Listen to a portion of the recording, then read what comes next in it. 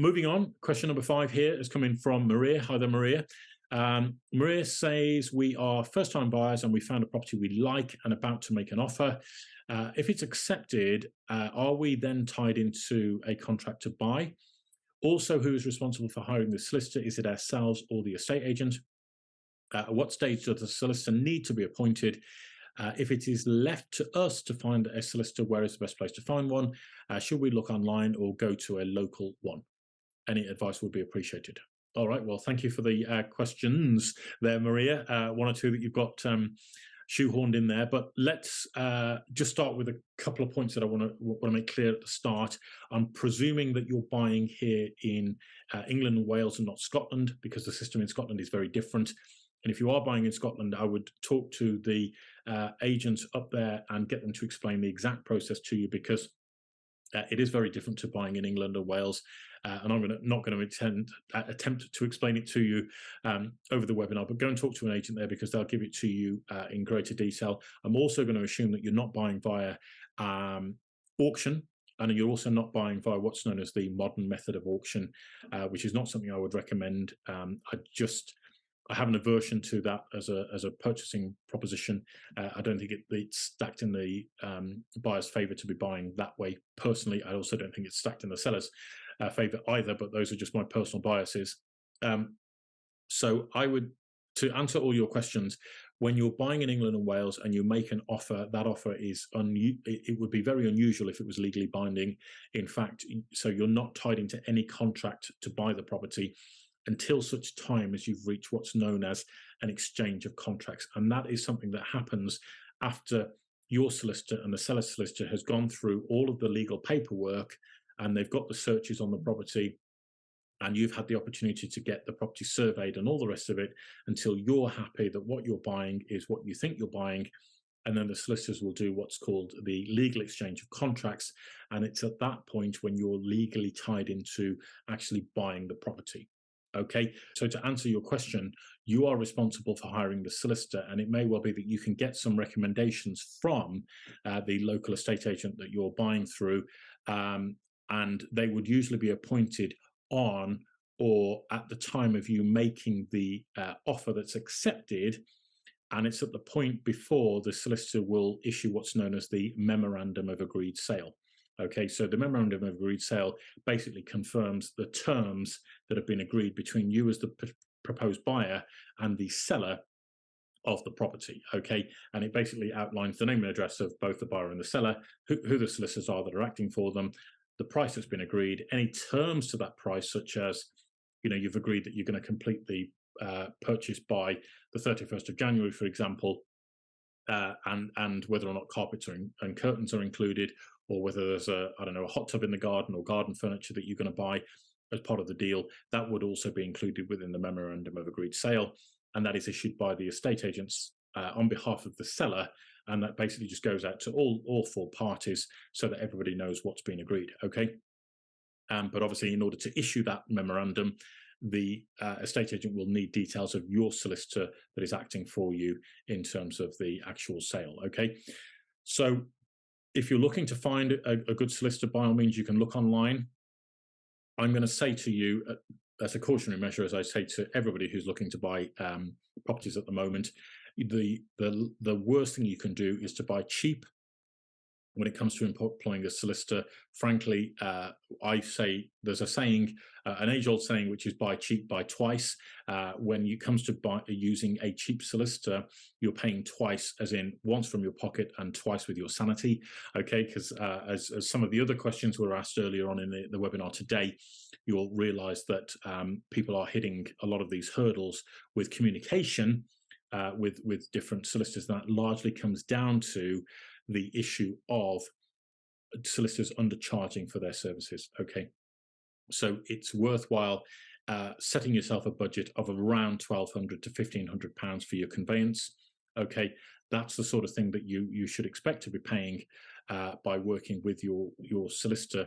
And the one thing I would do before you get this deal agreed and move forward, Maria, is to get your protect your pocket policy in place, which is a cost indemnity insurance policy, which will ultimately help you recover any of your costs that you're spending out on should the deal fall through for whatever reason. So if the seller pulls out, or there's other issues that you're faced with in terms of the buying process, and you can't then commit to purchase, then the cost indemnity insurance will kick in, and you'll be able to recover the money that you spent out. And the reason I think that's so important is because depending upon who you talk to, they're saying 1 in 3 property deals are falling through at the moment.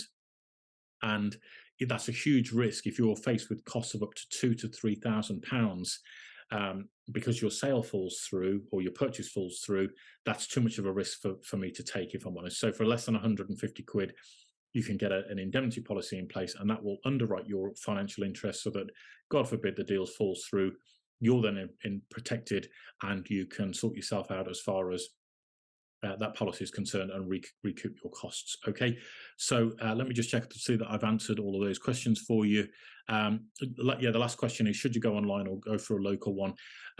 Nowadays, honestly, there are some benefits to employing a local solicitors, I'll be honest with you, particularly if there's certain quirks in the local area where a local solicitor may have better knowledge of those particular quirks in that particular area, where their local knowledge can outweigh the knowledge of any other solicitor who may be able to transact the property for you, but they can do it in such a way that they know whether or not the quirk in that particular area is a showstopper, or whether or not it's going to just flag up as an issue, but it's easily resolved because the solicitor's done it a million times because they've sold other properties or bought other properties in that local area. Okay, so I hope that helps, Maria. If you want other recommendations of solicitors, please reach out to me, let me know. More than happy to help you there, but wishing the best of luck in this exciting journey of being a first-time buyer and getting the keys to your dream home as soon as possible. All right, good luck. And one other thing I will say, Maria, if you haven't done it already, I would definitely get your hands, shameless plug, on a copy of Home Buyers Secrets. The reason I would suggest you do that is because there is a lot of knowledge and information inside here in this 225-page book that will help and guide you through the process and let you know what's to come and what's to be expected. Also, as a point of getting this book, you'll also get access to a free online video training, which is worth about 500 quid.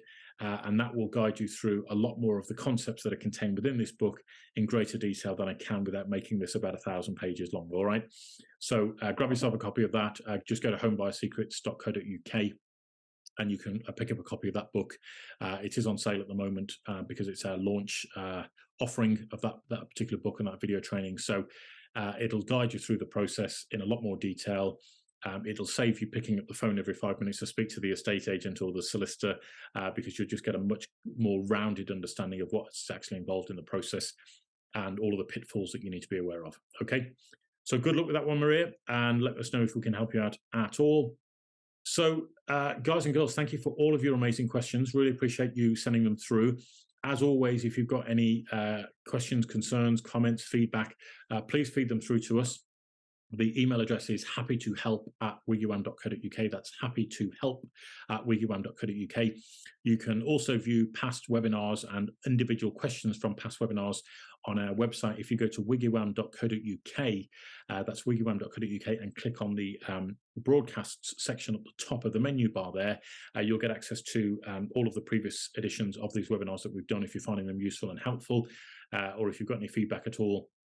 You can feed that back through us through the website, and you can also, there's options for, depending upon who you are, whether you're an estate agent, conveyancer, removals company, surveyor, any of those people, you can have options to join WiggyWam and join the WiggyWam community and deliver your excellent services to our user database there as well. You can also get in contact with us through Twitter. Our Twitter handle is at @WiggyWam_UK. That's at @WiggyWam_UK. And as always, we welcome any kind of questions, comments, feedback from our WiggyWam community, you amazing guys and girls out there who are supporting the revolution in the property market.